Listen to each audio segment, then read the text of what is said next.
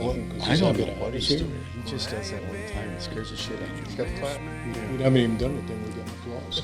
So, Shit. this is the second. Is this the second, Joe? Technically the third, but The we won't third? go to the very Okay, first now one. we're not going to Ricky. even talk about the first one. That was a shit show. Like, you expecting Yeah. this to be any better with me here? No, actually, we invited Yes, you I here, am, at least. Robert, because it gives us an excuse to go back on the air. This okay. is straight from the horse's mouth. That's what we call this show, and Okay. it's kind of just a different thing, you know, with my co-host over there, Joe Peters, and Yours truly. we're bringing on the show this month, this week, whatever day, I don't know what day it is. Robert Catrini, good buddy of mine, actor, entrepreneur, great guy, good husband. Well, Peggy said, yeah. So, anyways, are we doing okay over here, Ricky? Or okay, don't know if you need to check the levels or Sounds working all right. no. Yeah, when Yeah, we Mark don't had wanna told go- me we had Robert Catrini coming on, I was pretty excited about it. I mean, Yeah. pretty extensive career. Yeah. I mean, overall, how long have you been in that business, anyways? 28 years? Yeah, 28 years. They left you around that long? I'm sorry? They left you around that long? You know what? Well, thanks for the clap. No, not you. Never mind. This isn't the first time you got one. Never, No. never thought I'd hear any guy say No, thanks for you the know clap. what? Joe gets a lot of claps. Claps, like applause. Applause, So, a lot of applause. A We lot had of some good not- shows this yeah, weekend. Never mind. Anyways, like we were discussing with Robert's career, 28 years in the business. Yeah, 28 years. It's been good. I'm happy. That was back before dirt, man. Seriously, like you were in the Ten Commandments and shit. I wasn't there when Moses came down with Well, them. not the real one, but the the real one. but the Charlton Heston one. Charlton You Heston were one. still around. I mean, I was still around. Yeah, you might say. No, I started the career actually just a little late in life, but it was something I always wanted to do. So even when I was 18, still living in Brooklyn, it was something I wanted to do, but just never said anything to anybody until a couple of decades later, and something happened, and I mentioned it to Peg, and here we are. yeah. No, I know. You understand. I mean, it's you're been not really good. doing anything, living on the street or whatever, and you just decided one day, instead of being a bank robber, you're going to be an actor. So, You can only hit so many 7-Elevens. no, I And know. then, No, I know. you know, we You start to lay down an MO, and then they, sooner or later, Yeah. Yeah, well, I mean, Joe and I were just out of town. I said, hey, can you pull by the Bank of America over there and leave it running? I'm going to go inside and Make a withdrawal. make a withdrawal. And Joe was like, that's just not a good idea. We've had too much whiskey. And at the time, I was kind of... things could go wrong. They could. But, you know, I think the biggest part is he was driving Rick Jr., which is actually Joe's motorhome. And he just pointed out that we really can't get away that fast. I will drive that thing. I like know. stole it. No, I've seen you I've do been it. in front and behind you, and 82 miles an hour in a motorhome is probably not. It's just not a good idea. I mean, No. it's kind of like being on vacation with Uncle Eddie or If something. you're going to pick a getaway vehicle, It's just not. Not my first I wasn't choice. Really Do it in thinking style. about You have that. a full bar in it, so I mean, Well, yeah. well, at least I got that going for it. Yeah, you absolutely do. it's always nice to have when you're escaping the laws, nice to have a cool, refreshing beverage. I have cocktails. Usually Dead Horse. Well, yeah. Well, absolutely. Actually, let me. Dead Dead horse. That's what we're talking Speak about. Dead horse, by the way. Well, yeah. DHH. Yeah, You know what I'm saying? You should absolutely. For live. Yeah. Oh, hey. Would you care, Joe, please? No, I By absolutely chance, would. a little spot, please. Yeah, I mean, I don't want for you to say when because I will run out. So I'll Typical, just pour you a typical. little bit. And I'll pour myself some because, well, why wouldn't I drink my own whiskey? I I mean, know that it's would be kind almost of 5 weird if I o'clock. I didn't. have the shakes already, so it's been a long Well, that's day. just No. because I poured. So, that's all. have you guys ever done any commercial? No, I Not mean, the way you. like- Commercial amount of drinking? no, No, we've done that.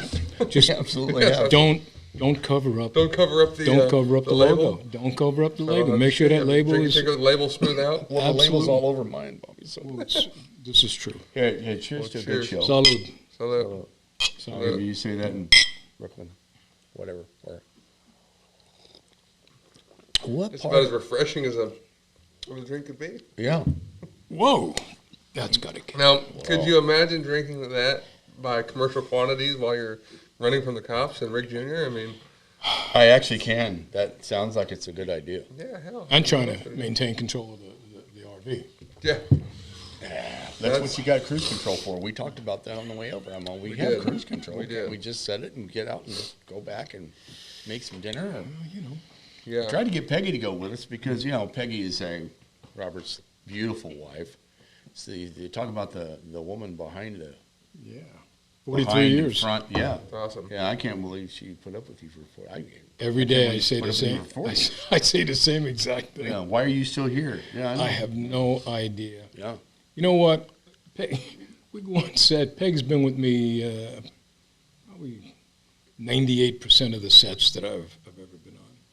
She gets treated better than I do. I understand why. I do. I mean, How does that work though? Because I mean, if you're shooting something that's just, I mean, say to be coming out. I mean, does she have to sign NDAs and? Things there are times when she'll be required to sign an NDA. Yeah. Haven't had to sign too many NDAs. More for whatever, and I don't know if there's a reason for it or not, but they seem to pop up more in recent years. Gotcha. Yeah, excuse I don't me. know why. Excuse me, for these people and myself that don't know what an NDA is, what would that be? Be a non-disclosure agreement. Non-disclosure agreement. Oh, I signed a couple of those before, but Yeah. Which Had to you know do- we going to jail. we have to sign them. I mean, more times than not for a lot of different reasons in my business, and then they're not really enforceable to a degree. I suppose more just a scare tactic. But I feel like there's got to be some level of caution that people take to that. Yeah, you don't. There are production companies that they want to keep as much under wraps as possible. Right. So, they want that element of surprise, which is understandable. They want that element of surprise when whatever it is that they're doing, a song or a video or a movie, TV series, whatever, when it comes out. So they don't want you really talking about it at all. You'll even see it on TV. If someone, Sam Rubin in KTLA, if he's doing an interview with somebody, and they'll ask, is there anything you can tell us? And you'll see the talent. Not that much I can say right now. Right. Smart move. What make? I mean, because like you said, you did it 28 years ago, Yeah. and so you're a young-looking man, but I'm assuming that you're just maybe a year older than 28. So what made you make the full jump into acting? I mean, after I'm sure a career in another field after a while. Well, we had moved to South Florida, and we opened up business. And like I said, it was something that I wanted to do. Even when I was 18, I was reading books on acting. I just never said anything to anyone, and I know that can be difficult to believe, but I never mentioned it to my mom, nobody. My dad died when I was 10, so my mom was raising 4 boys. I'm the oldest of 4. But I spent a lot of time, we lived in Brooklyn, but I spent a lot of time in Manhattan. I was a movie freak. I would go to Manhattan and watch sometimes 3-4 movies in a day on a weekend, one after another, and come home, after 12 hours. Who was your favorite actor back then? Cagney? Back then, it would have been Brando. Brando? Okay. Yeah, the past 15 years, maybe 20 years, Gary Oldman. Very old. Yeah. Yeah, Gary Good Oldman. actor. Fantastic. Yeah, Absolutely. yeah, no question in my mind, and certainly with all the actors that are out there. But I remember I even went to the actor studio. I remember standing out front, but I didn't know then that it's free. Right. Well, because we had no money. I mean, like I said, my dad died when I was 10, so my mom, we just didn't have any money, and I figured, why bother mentioning this to anybody, because there's no way they're going to have tuition for me to go here. And I never said anything, even after meeting Peg. It was quite a few years, 78, right? And then it wasn't until 93 that I mentioned it to Peg. We closed the store one night. We went to a, I don't know if they have them anymore. After a movie's been out for 6-7 months, it makes its way into like these cheap dollar theaters. Yeah, Well, they had that in South Florida, and I said, it was a long day at the store, and I said, let's go to a movie. And it was a Steven Seagal movie, Out for Justice. And there was an actor in there that I recognized his name up front, and I kind of blurted his name out because I was like, oh, you know. And, you know, people looking at me, Peg said, what was that? And now I'm wide awake. I watched the whole movie, and we get outside, and she says, what was that? And I just said, what would you think if I wanted to switch careers and became an actor? And she didn't even hesitate. She said, you know, I think you'd be great. I said, oh, okay, what do we do? And I started to, there was someone who worked for us that I felt might know some theater people because I knew I needed training. And within a couple of weeks, she got a name from me. I started,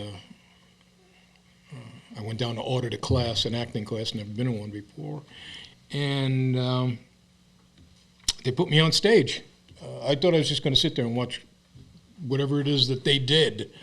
And her name was Jill DePianelli, and she put me up on stage, and I said, no, I'm just here to watch. And she said, not in my class. Right. She put me up on stage, and within 2 minutes, she pushed all the right buttons. And at the end of the class, she came over to me and said, I don't know what it is in your life that you're doing right now, but if you give this up, you're a fool. Wow. And 2 years later, I started once, sometimes mostly twice a week with her. And 2 years later, people started hiring me. And What shows?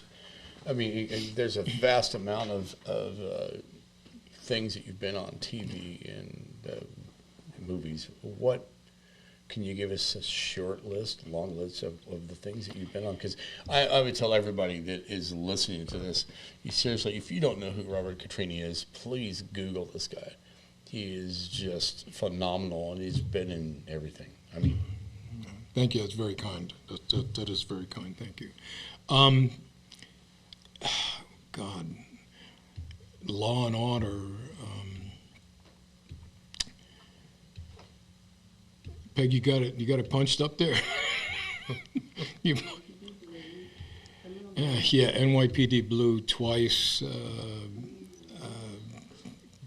Oh my God, NCIS, Cold Case, Without a Trace, SWAT most recently.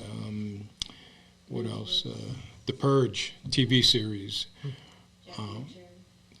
Jack Reacher was that was a film, but TV series just. I didn't mean to put you on the spot. I didn't mean to put you on the spot. No, it's no, I don't feel like that at all. It's just that. I mean, I put Joe on the spot all the time, but that's a joke. No, when I you just deal with it this time. There were just so many. There's like over 100. I think 100. I think it's 116, 120 credits. I don't know, something like that. But It's yeah, a all lot thanks of to TV Peg. series. All thanks to Peg, right? Yeah. For making it all. Thanks for pushing him, Peg. Thanks. I mean, We appreciate you that's- dropping him off. That's pretty awesome, though. I mean, 'cause to find someone that supports somebody to make a jump like that, that's a hard thing to find for sure. You know. Well, you know, you hear a lot about whatever career, whatever industry you're in, and people talk about, you know, well, I had to sacrifice a lot. And I get that. Everybody sacrifices something to some degree. But I'll tell you about sacrifice. After I guest starred on Law & Order, and actually Cosby the same week in the mid-'90s, I didn't want to come to L.A. until I did that because I knew from a marketing perspective what that would do. When I signed out of the New York office of the agency and into the L.A. office, I knew Gwen Pepper was my agent at the time, great agent, and I knew she would be able to take that and market it. Mm-hmm. So I had to come out, but Peg wasn't ready. Her dad's health issues and whatnot, she wasn't ready to come out. So I came out first and rented a room in a 3-bedroom condo in North Hollywood. And we didn't know it at the time, but she wasn't able to come out for 5.5 years. Wow. So we saw each other once a year for 5.5 years. That's And not. That's it pretty wasn't good a for you, plan. Peg. That's good for you that you didn't have to put up with him for that long. You- 5.5 years. she didn't have to put up. Yeah. No, I can't come out yet. Give me another couple of years. I'm warming up. Come on, I've got the money now. Come on. No, I can't I come can't out. do I'm it. shooting The for, dog's sick. I what's lost the my thing? cat. My hair's wet. So yeah, I came out in '98, and she was able to come out in '03. Finally, after all the issues back there were. So when somebody and we saw each other, once a year for 5 years, and That's a good marriage. hey, drove my mother. You know, a lot of marriages probably last a lot longer if you only did that. Drove my mother crazy. What are you two doing? I said, Ma, we're working it out. I need to establish the career, etc. And when I came out here, I was fortunate. I started.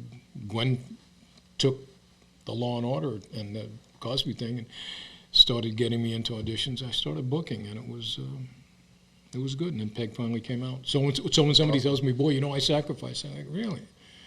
Let me tell you what happened to me. And then I'm like, okay, good. Yeah, exactly, right. Like, forget what I said. That's I said, sacrifice. thank you. So But I mean, it's cool to see anybody that takes the plunge. Cheers, fellas. That's pretty awesome. salud. Salante. But I mean, Mark took the plunge.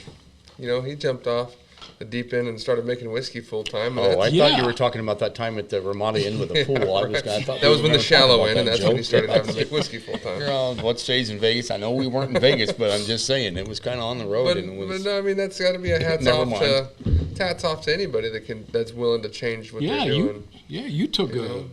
I mean, that you an entrepreneur. You're taking a leap. Absolutely. Yeah, I just You deserve all the success you can possibly get.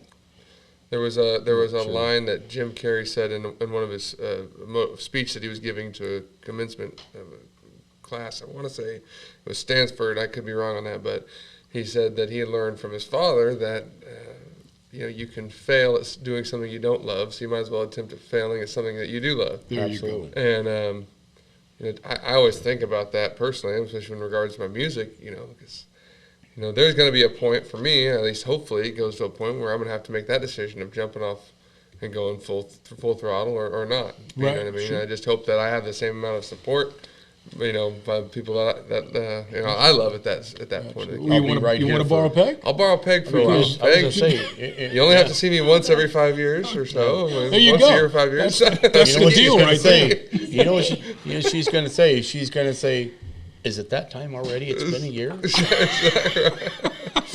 Tell Joe I said hi. That's right. And welcome back to Straight Out of the Horse's Mouth with Oh my God. Joe and I's. The dead horse's mouth. Exactly. That's a voiceover right there. Do we have to pay you for that? In a world where horses live all the time, this dead horse found its way to a holler and is now a whiskey company fronted by Mark Green. To my left. Do you see what this is? What happens? This is why we're probably going to get kicked off of Now we gotta YouTube. pay him. Yeah, I never agreed to that though. If you look on page 3, It's like going to a bar and asking a bartender asking, "Hey, do you want to try this?" "Yeah, sure, I'll try it." And then they charge you for it. It's Yeah. like, Wait, I didn't want it. I was just going to try said that. that Yeah. you wanted me to try it. I did. I didn't say I wasn't going to pay you a fee. God damn it. Do you have a preference? Do you like working for TV series versus movies, or is it a big difference? Yeah, TV episodics shoot fast. Yeah. Your 1 hour drama normally could be anywhere from 7 days to sometimes 2 weeks, but somewhere within that period. And every hour drama is really only 40 to 42 minutes because the balance are all commercials on network. If you're talking about network, where you're getting commercials. Film, it could be a 60, 90 day, 120 day, Yeah, it just depends. yeah, and it's much longer, so. God. Do you have, I mean, I can imagine that most of right now, everything is still being shot in Southern California, or because of, with COVID, or people going to states that are a little bit less restrictive? No, or- for the past quite a few years, production, everybody talks about the Atlanta market. Right. Tyler Perry's got a major studio there, but stuff's been shot. Albuquerque's big. Better Call Saul. Texas. New Orleans has been very good to us. We've done a lot of work in New Orleans. But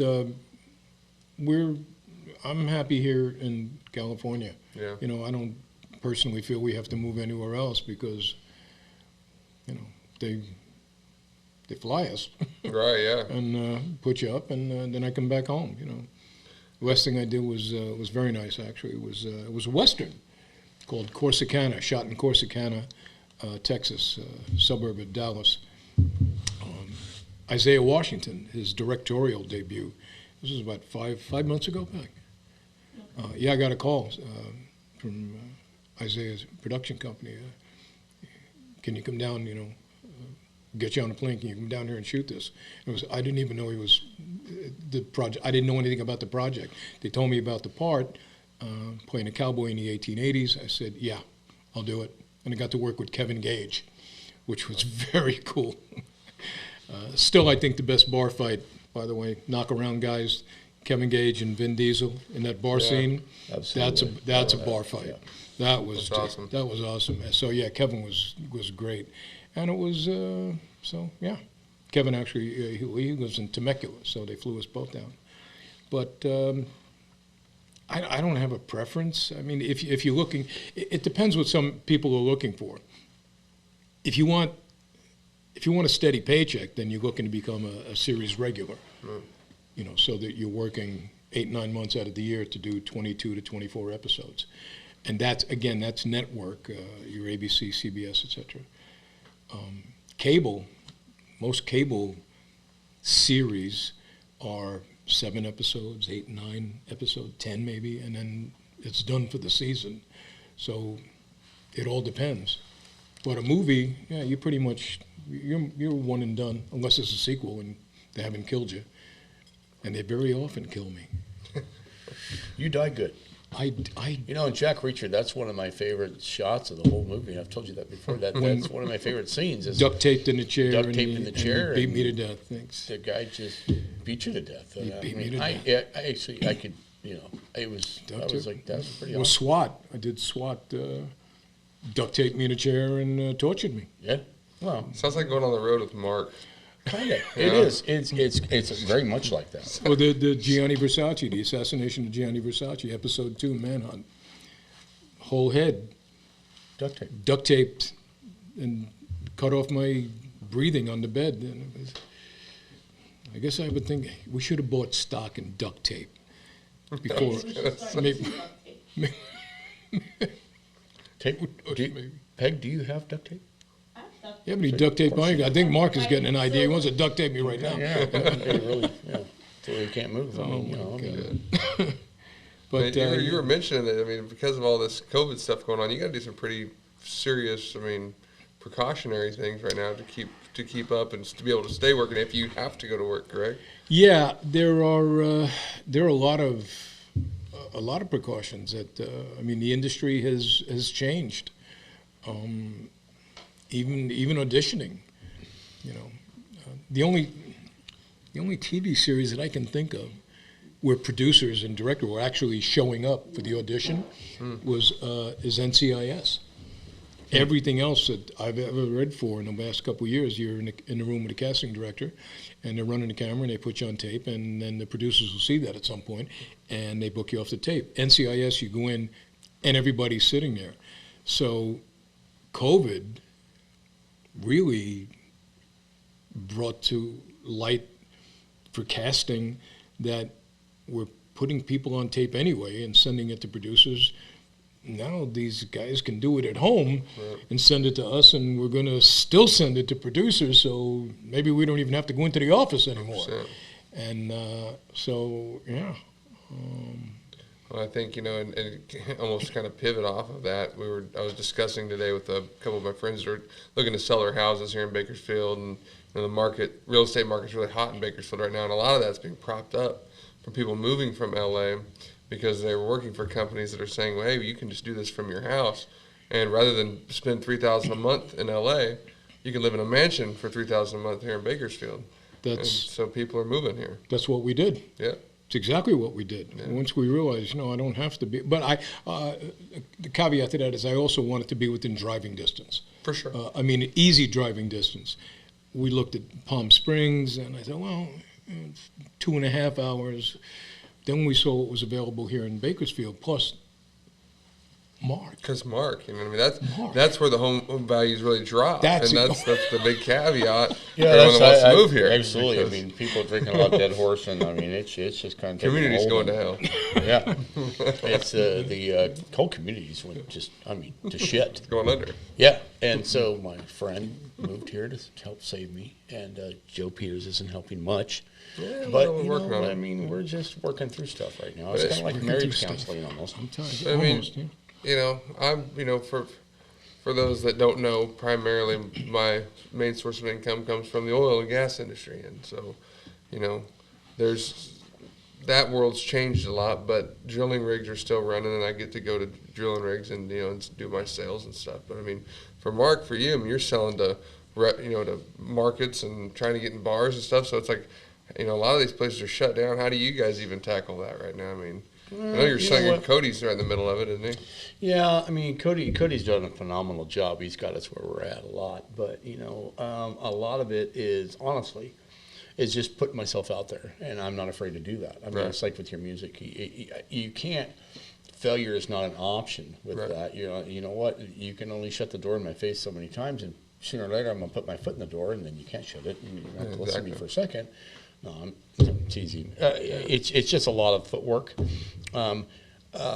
Joe has been gracious enough to, I tag along a lot out of town and just about anywhere. Man, we've done some fantastic shows, especially here lately. Yeah, I mean, absolutely. we It's just been really good. a lot of crowds.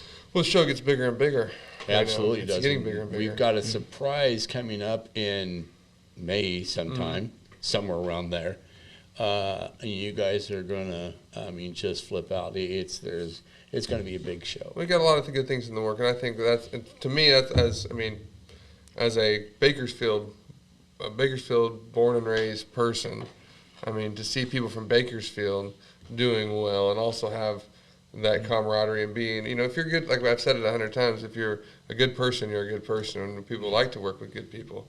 And, so it was no question in my mind, it was a fit for myself and Mark to Absolutely. work together. And I've known Mark prior to the whiskey, and he knew me prior to playing music. And so, us working together and helping each other out is really beneficial for I mean, we're not more going than to one talk about reason. what we did before that. I mean, that's Well, yeah, thank God. Thank God. can't bring everything up.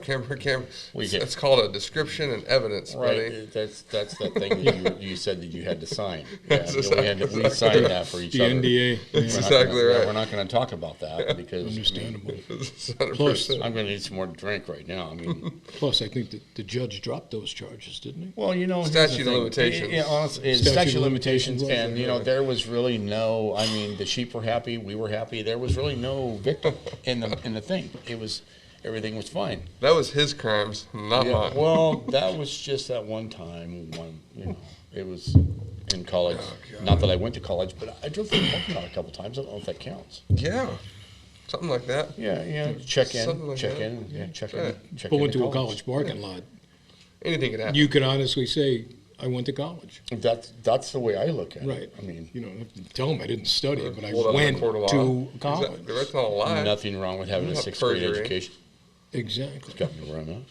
But yeah, I think to round that off, we do have some cool stuff coming up in May. Yeah, And absolutely. It's just never ending. There's Yeah, always it is there's, never ending. there's been cool stuff going on in town lately, and COVID is starting to ease a little bit. I feel to a certain degree, and people are getting vaccinated, and people are wanting to get out and craving that a little bit more and more. And so, every time we put a show on, Mark comes out with his whole Dead Horse crew and sets up and helps me sell my merch, and they sell theirs, and we get the Absolutely. Dead Horse rolling, and it helps both parties out, and That's what we do. it's been exactly that. It's been a party, and it's been fun.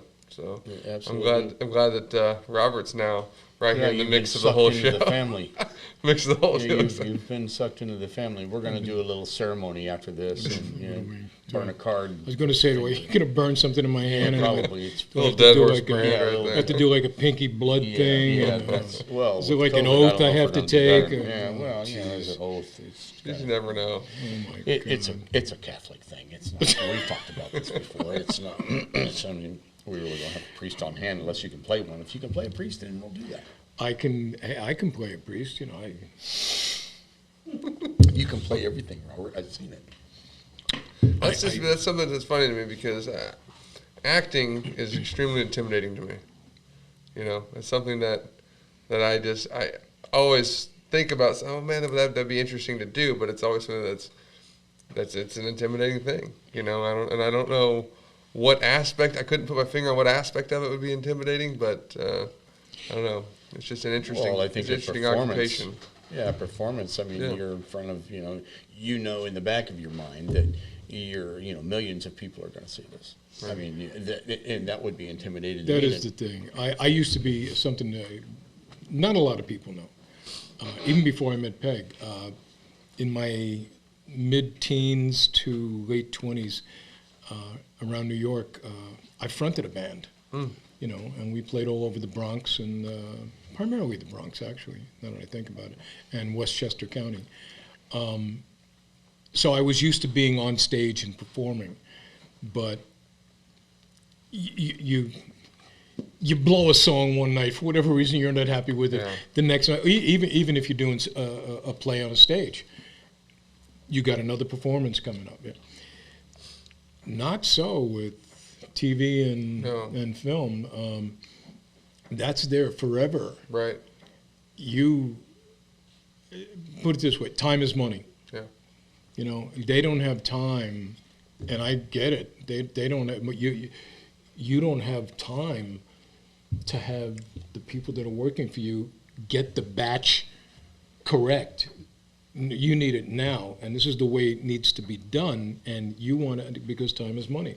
So, Well, performing part of whiskey is a very patient thing. You have to be patient. You can't rush it. So you Right. always have to have so much of it in reserve and being made right. as far as sitting, and it has to sit and it has to be done correctly.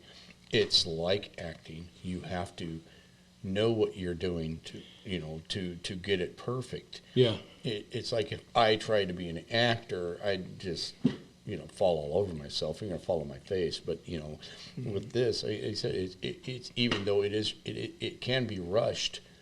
Whiskey can't be rushed. There's certain parts of your aspect of your job that cannot be rushed. No, and they I've can't. seen him. One of the first times I was around Robert, I went down to L.A. for a reading. A little bit after we became friends, and I went down and I was in awe because, and I still have pictures, and I showed him here a while back. I still have pictures of this and noticing this, and there was say 10 people on the stage, and he stuck out because you could tell he was prepared. And he knew what he was going to say and how he was going to read that part. Everybody else looked so, I don't want to say bad, but very much amateur of what they were doing compared to how you did that. And at one point he was sitting there and he was just kind of, everybody else was talking and doing whatever they wanted to do. And he was just sitting there. And I don't want to say he was meditating, but he was just sitting there. And I just noticed that about him is he was sitting there being professional. No matter what the part is or what he's doing, it's a professional thing. And that's what I mean. That not everybody is that way. People come and go that, they might have acted for a little bit, but that's one thing I noticed about you was you're a professional from the point that I started watching this and everybody else was kind of like half-assing it, if you would. They were just kind of half-assing what they were doing. And that made you stand out because every time he would get up and read or every time he would talk, it was a very different feeling of this guy knows what he's doing and he's passionate about his work, and the rest of the people are just kind of there. Which is, I mean, if you want to continue working, it's like you have to be that way. I mean, to a certain degree, and it's, you know. You do. If you, today's world, your 1 hour drama, Chicago PD or any 1 hour drama on network, somewhere between $3, $4, $5 million to do that 1 hour drama. Break that down into an 8, 9, or 10-day schedule. Break that down into an 8 hour day, 8 or 10 hour day, and you start to realize what the producers have at stake. Yeah. They don't have time for you to learn your part. No. You need to show up, know exactly what you're going to do, and then be able to take direction if the director wants to go in a little different direction. And I've had, and that doesn't even mean, it could be completely different than what you did in the audition. Right. You know, That's I've the thing. had that happen many times. I've booked jobs based on what I did at the audition because that's what I thought. And then I get on set, and I've done it that way. You don't want to change it; you do it that way, and have them come over and say, what is it? True Blood. I did the part one way. I was playing just a laid back lawyer from down south. And I did it, and I booked the job, and I get on set, and I'm doing it, yada, yada, yada. And director comes over and says, we're going to change it a little bit because we need to show you what happened last episode, before this. He said, Russell Eddington, the most powerful vampire like that ever lived, he came up on a live during a live newscast and ripped the spine out of the news. He said, and you think he might show up here now? And I'm like, well, I have goosebumps going thinking about it. I said, well, that changes my direction. He said, yeah, it does. You kind of want to get out of here. And I said, let's do that. And I didn't know any of that at the audition, but and they were happy with it, you know. But something like that could just completely change. And many times they're sitting in the back in Video Village and they're looking at the monitors, and the producers and directors, they're discussing, well, what if we did this? What if we did that? And it's all on the fly, so you've got to be able to do that. But again, like I said in the beginning, time is money. They don't have time for you to do 12 takes. Well, it's the same thing with you go in the studio. Well, yeah, no, I was just got that kind of real life lesson recently. I was in Nashville a few weeks ago and recording a new project, and you know, when you go out there, I'm the one footing that bill for one. Oh, there you go. And so, at the same, you know, I want people to be protective of my investment. But at the same time, you know, these are the producers that I'm hiring that are very higher up in this business, and I also don't want to piss them off or be that guy who comes in there and, you know, starts being bossy about things. And the first hour I'm in the studio, the producer has a sound engineer, and he's telling him, hey, I need you to key this up for the drummer who wants to make a separate pass on this, and, you know, put that up. And the sound engineer is trying to fumble his way around the keyboard a little bit, and he looks over and he says, hey man, come on, we gotta go, and didn't say anything. The guy finally pulled it up, and a couple minutes later said, hey, okay, guitar player number 2 needs to pull this spot up, pull that up real quick. And it's the same, he's fumbling around the keyboard, and the guy says, hey, you know what, hey, hop up, get out.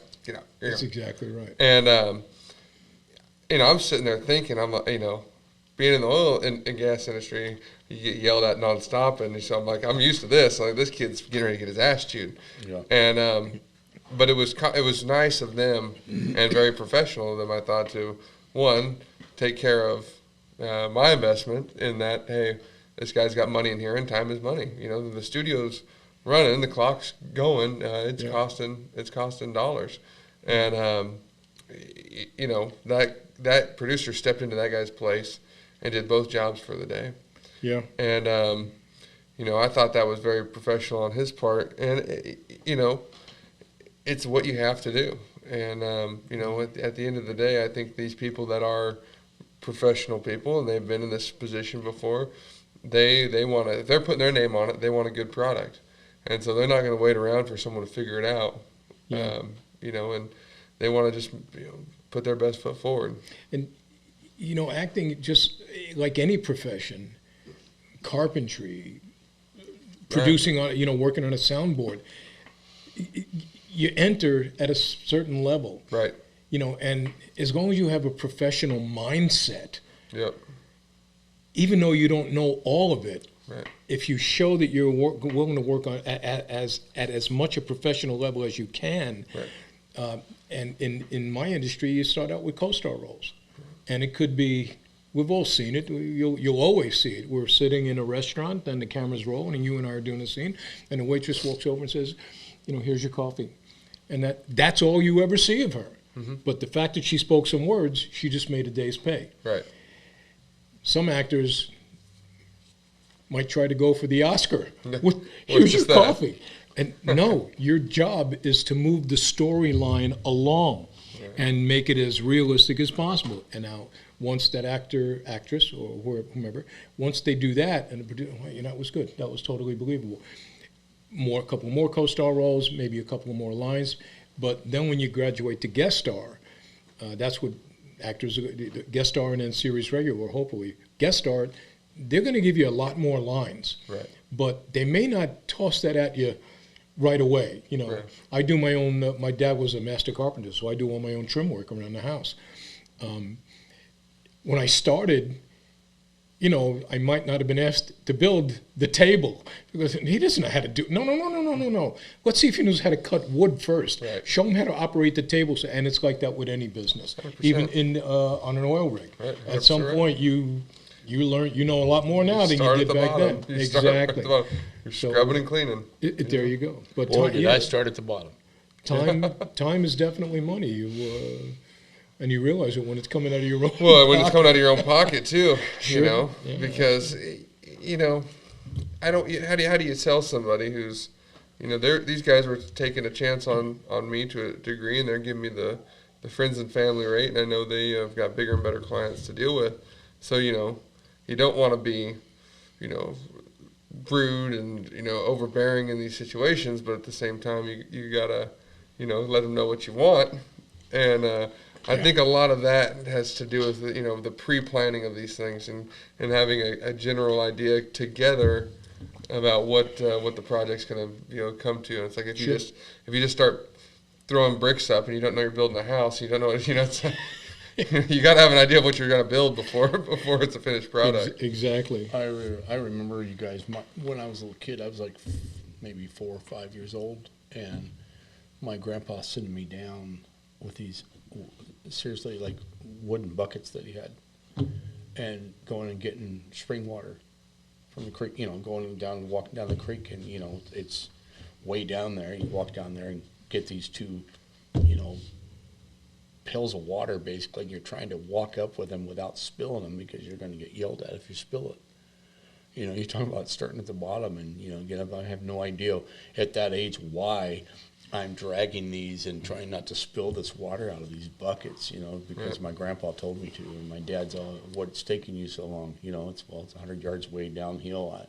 You don't think about that when you're little. You're just trying to drag them up, 100%. Yeah. So yeah, they're talking about starting at the bottom, but it's It's a good thing because for you, myself, I don't think that any of us would be in the position that we're in or doing what we're doing had it not been for all those little lessons early on in life. No, that's I know. a fact. That is a fact. No, that is true. I can think of at least 2 different jobs where I've made this statement.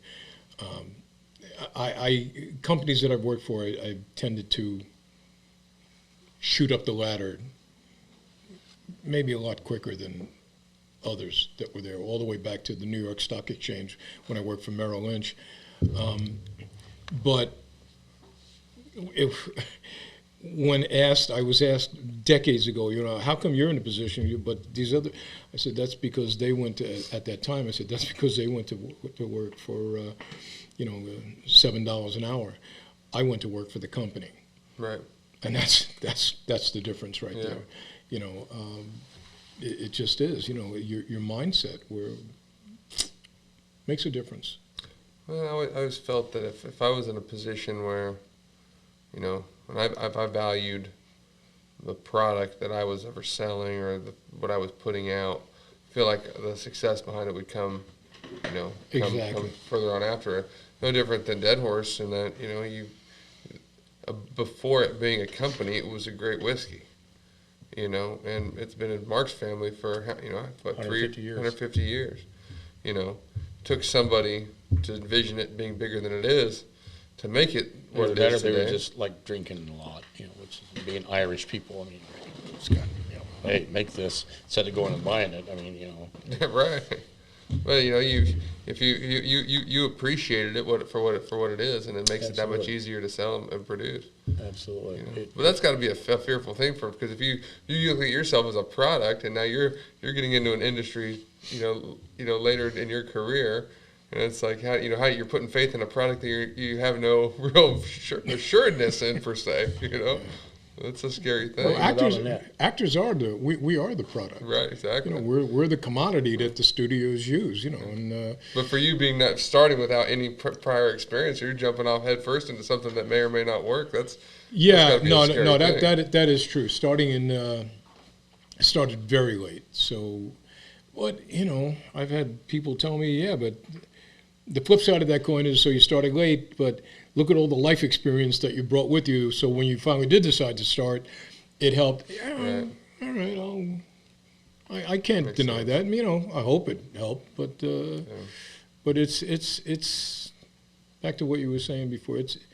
It's not an easy thing to do, to make it sound, especially if you're doing take after take after take, same thing, to make it sound like it's the first time the words ever came out of your mouth. Right. Like this is what you just happened to think of saying at that time.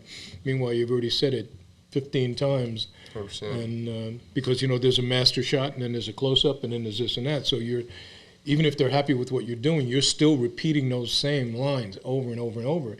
And on take 15, if they decide to do it over shoulder here, however they want to shoot it, you still have to make it sound like this the first time. I just thought of this. Exactly. And right. if you can't, then That's you're short-lived. Every time I record, I always make sure that it's on from the warm-up run all the way to the last one, because if that recorder's not going that first one, it's usually my best take. There you go. You know, and Right. it's just the way that usually ends up happening for me. And a lot of other people record differently, and when they record songs, they go line by line or verse, chorus, verse, or however. Right. And I like to go from top to bottom, and I think a lot of that's because I play out a lot and I'm out playing shows, and that's just how I sing these songs. Right. But you know, if I get through it and then they say, okay, well, hey, we need to go back in and do this line like this, so let's sing it like this a little bit more, and then it's, oh shit, pressure's on. You know? Yeah. So it's hard. I get that. It's a hard thing to do, you know. But I guess that's why you're professional at it. You know, that Absolutely. separates the people that are getting involved and the people that do it for a living. Exactly. Even if it's the first day that on whatever it is that you decide to embark on as a career or life or whatever, if you handle yourself as a professional, even though you really don't know shit, Yeah. I mean, you're going to learn all this. You're a journeyman, whatever it is. You want to become a plumber. Yeah. You know, you got to. If you handle it as a professional, the other professionals, seasoned professionals, they'll recognize it. They'll know. You know what? He's got it. She's got it. Wow. Yeah. She doesn't know anything really yet about this level, but look at the way she's doing it down there. Bring her up, Right. because that's the mindset that we want. Right. You know, we can teach anybody anything, but these other three guys, they're just, you know, they can't wait for their break. This one is ready to work like all day. That's the one I want to teach. Right. That's the one I want working for me. So, But I mean, and two, I mean, I know for Mark it's probably really important. I know for me it's extremely important. But social media and putting yourself out there and promoting yourself, is that an important thing for you right now? you know, God, I wish I was so much better at it. I really do. I've never hired anybody to take care of the social media, and there are a lot of actors that do. It's just something I've never. I know a guy. You that do. does- My social media really need. I mean, across the board, Instagram, Twitter, it needs massive improvement. I know a guy. I just- I know a guy. And he's actually in this room. He's When you basically. so wait a minute, you telling me like you know a guy? I, You know a guy who knows a guy, or you know a guy? the first guy. The first, you know the first guy. You don't want me to start talking like this? I can't. You know I can. I'm not going to. Honestly, I want to No, bring come on, this I want to up. hear you. So talk like that. Let's have a conversation. Is that what you want me to do? So- you want me to talk like this? So- I could talk like this. You know what? You know why? Because he taught me. I didn't know used to know how to talk like this. I taught you something. One What did I time. teach you? Whoa, The whoa, one- whoa, the whoa, one whoa, time. wait, time It out. was- What did I teach you? You taught me how What to did I talk. teach Because I you? couldn't talk like this. Now I can't. Okay? And I taught you how to I taught you how to talk with your hands. I did. I just stopped doing it because people, they don't understand me out here if I talk like They this. don't understand. I feel like I'm watching Billy Crystal analyze this right now. That's all Robert. Oh, right there, my 'cause gosh. I didn't know how to talk like that, and he said, he smacked me a couple times. A little bit of duct tape. That was just a little bit of Well, duct tape. that's why I get rid of my Scottish brogue, because nobody understands me. That's why I try and talk like English. You know what I'm saying? Anyway, I want to bring this up. So this guy he's always in the background of stuff, and he doesn't get enough credit, and that's my guy Ricky. Ricky, man, he is always there. He is always doing our social media stuff, and he's talk about unsung hero. Yeah, I mean, just he's the man, Secret Service behind this whole, he whole absolutely operation. is. And By the cheers way- to you, buddy. Rick is sitting right behind the camera. Really, he's right behind the camera. He's got Right, cans on, and he's listening to everything. he's sitting right by Peggy. So He's sitting handsome right as shit. next He to really is good at it. Yeah, he's very good at it. He's I mean, but this is his Ricky's profession is no different than No, anything no. that the world, and he Yeah. appreciates and he loves this stuff and he's good at it. You I know, mean, and he, man, he I takes mean- it serious. the drive of Yeah. our social media has been incredible. It really has. I mean, we're getting out there so much. I've had so many people come up to me daily. Man, every time I get on Facebook, Instagram, anywhere that we're at, which Ricky knows that we're on just about everything. I mean, Really, that's.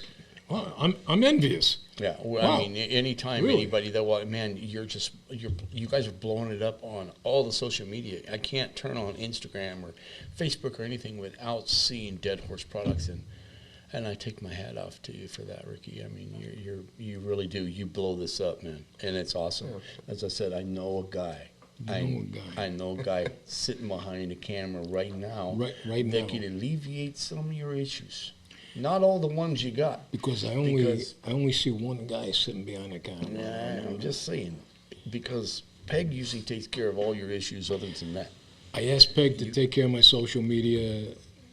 She She's told on me to social take a media. hike. Sure, I understand. I understand why. Take a walk. Didn't Did talk to me for 4 days. Well, that's better than a year. It's better than a year. better I than a agree. I had to cook my own breakfast for a couple of weeks, Wow. and that was just a simple request to take over my social media. Wow. Thank God I don't ask her for anything No, else. I wouldn't ask her either. She's, Peg is a beautiful woman, very graciously. Every time I'm at her house, she always tries to feed me. If I ate every time I went over there, I would be 400 pounds. Very, very awesome. I agree, because every time I'm at her house, she always treats me well, too. Well, yeah, you're lucky you're still going to the house. That's all I'm still- saying. I'm lucky she Point, still lets me you're- in. Going back on that once a year treatment. No, Right, for long. Yeah, I'm surprised she hasn't moved back to New York at this point. Oh, God. I'll see it. It might be instead of 1 year, it'd be like 5 years. I'll see you in 5 years. No, we're not moving back to New York. I'm talking about You her. know, not you you. know. Her. Well, no, she know. No, I know. As a matter of fact, she's not moving back to New York either. First of all, no palm trees. Oh, Right off the bat, it tells me pretty much anything I need to know about what I can expect temperature-wise when I get up for the next 4 Peg, months. I'll I got buy a you funny a story palm about tree. one of my first law-breaking experiences as a young you. youthful person involves palm s- trees. statute of limitations are gone, Statute of right? limitations. I'll tell you off the air though, just in case. I haven't checked palm tree law in California lately, so I really don't want to know. Because I know some of your background, and I'm just kind of. that's why my mom was expecting that I'm still a church-going person. I started going then. She doesn't want me falling off the wagon. It's just, I don't know. We're going. Well, welcome back. Thanks for the healthy pour this time around. You know, I'm just trying to help you out, Joe. I don't want to send you away with you wanting. God bless you, sir. Everyone else does. Scholar and gentleman. Man. So, Robert, what's next, man? What's on the agenda? Yeah. What's on the What do agenda you for got you? I mean, going on? Oh, me? I was looking over to Joe. No, when you leave here. I wrote a couple of things that I'm going to be directing, and I'm very happy to be affiliated with a very good friend, Emilio Torres, and his KQM Global Change organization. The concerts that major concerts that he's planning in Las Vegas and all around the country, and the people that he's been associated with. He's also going to be producing a film that a short film that I wrote and will be directing very soon. And I'm moving more into directing than I have been, and in addition to being on camera, and more directing and producing. That's what I want to do. And there are a couple of other production companies that are out there that I've been talking to, some very good friends. And Peg and I will be starting our own production company. Congratulations. And our production company will be working with other production companies in tandem to produce original content. What are you going to call that, Peg? The Dead Horse Production Studio. I kind of like that. You can use that if you'd like. I'll sign something. Somehow I'm going to work. I will be working Peg's name into the name of the company. I think that's probably awesome. healthy for you. Yeah. If you would do that. I Probably a good think that's decision. probably a good Yes. idea. It'll. You're right. That way I will not have to hire a Right. taster for my yeah, food every night Exactly. Well, you know, at the house. I'm just saying. Joe, could you just Just file right in taste here. that? Taste that. Just, you feel okay? Yeah. Okay. Yeah, we're working on it. Oh God. Well, I can imagine that probably. I mean, if it's anything like the music industry, a lot of independent labels are coming up, and a lot of independent artists, and they're on the rise without the help of these big major places. So I'm assuming that maybe Yeah. the same on the production side of things for you guys. Connections certainly help. You know, Sure. I have a very good friend, a dear friend, who actress who formed a production company within the past year, and her and her partners, right out of the gate, because of their connections, let's say liquor company from France hired them to do a commercial, Wow. and she directed it, and it's really terrific. And they've already Fantastic. offered her another. So, and that's the Great. first time she's directed. Wow. And she's a very, very dear friend. We talk all the time. As Peg says, once I get on the phone with Natasha, her and I are on the phone for how long, Peg?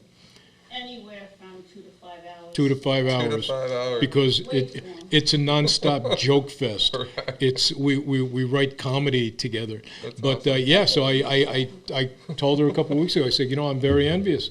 Right out of the gate, Right. you directed $1 million commercial, That's and they awesome. offered you the next, I think at least one, maybe two. So we're looking at that aspect of it, and she wants to work with me, and I want to work with her, etc. So yeah, it's That's all exciting. good.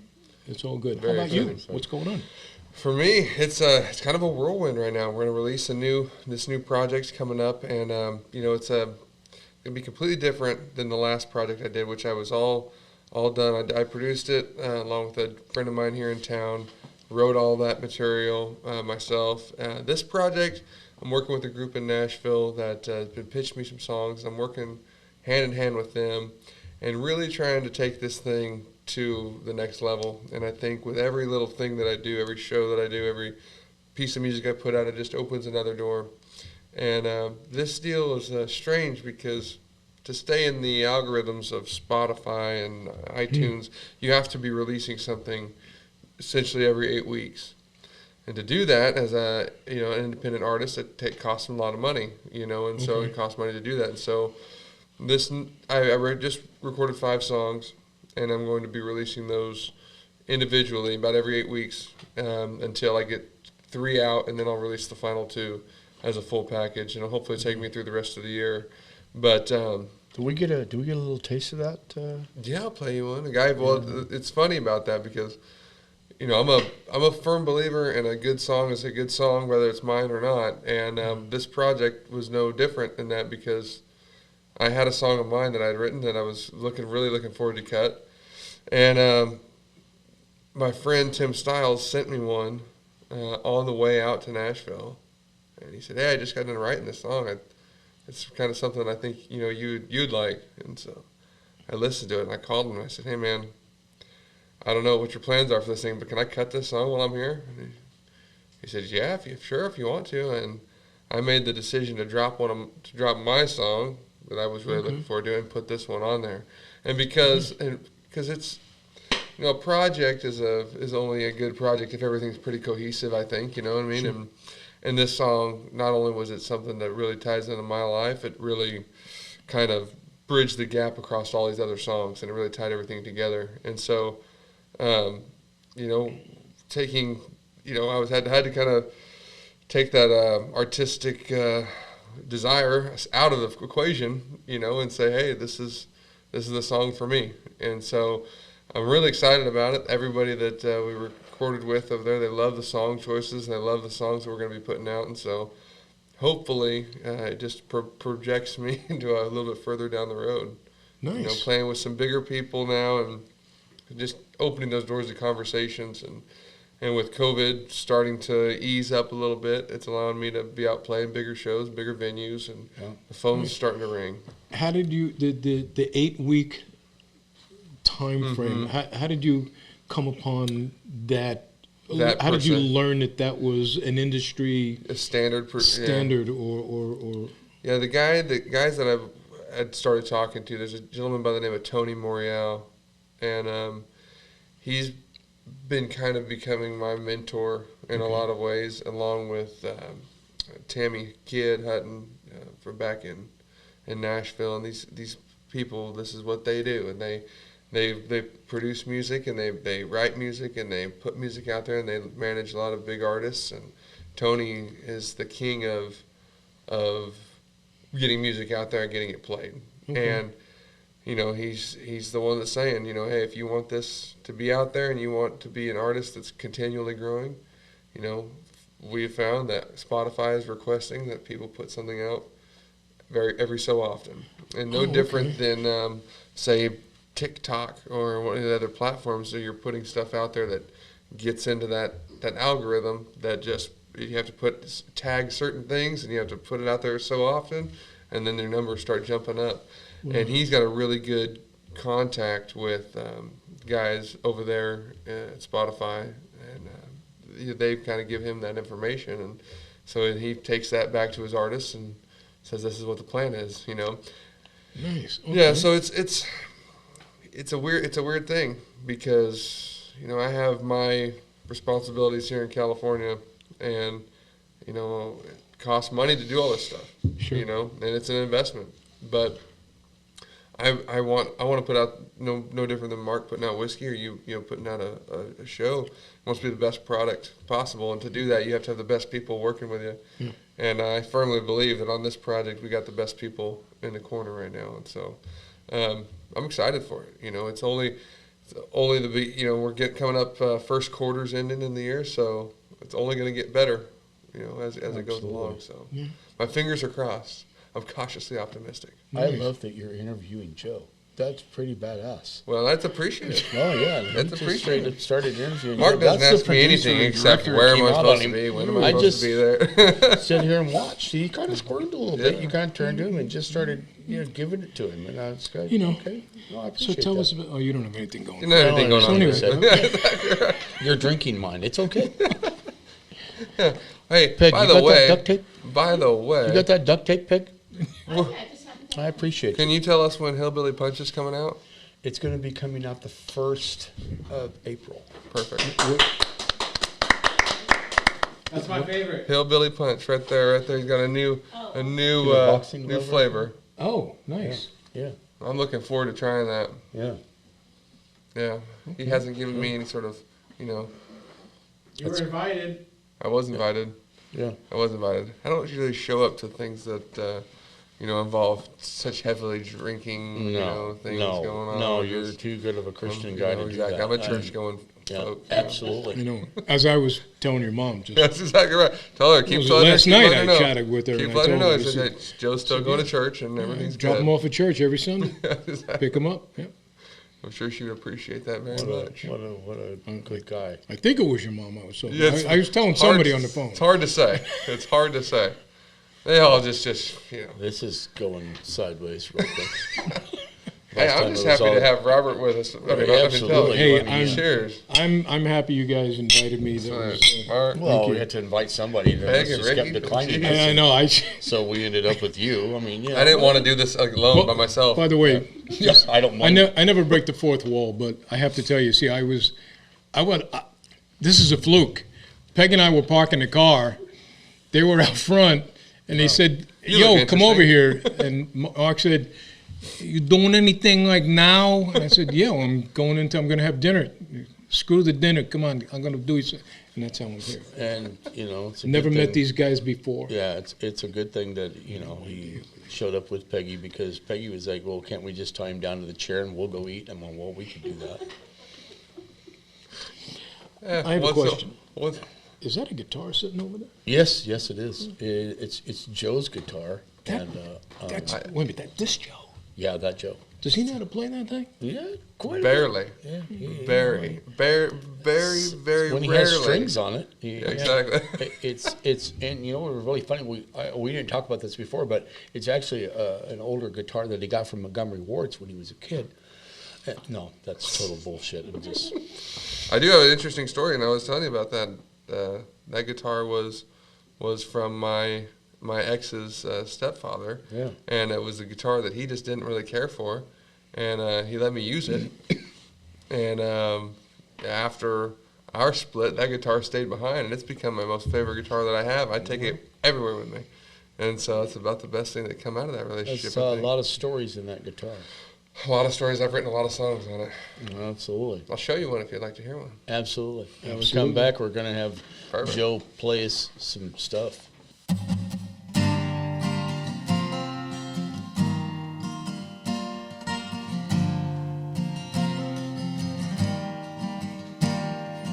Better or worse, this damn rodeo taught me how to hold on and not to let go. Being this stubborn ain't always so smart. 'Cause they don't give buckles to broken hearts.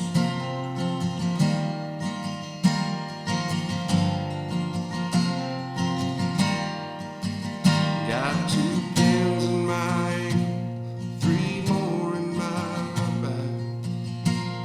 Been hurt so many times that I quit keeping track. You turned on a dime, girl, you caught me off guard. They don't give buckles for broken hearts. Heaven knows I'm not a stranger to pain. And this kind of life is just part of the game. You wear foolish pride like it's some work of art. And they don't give buckles for broken hearts.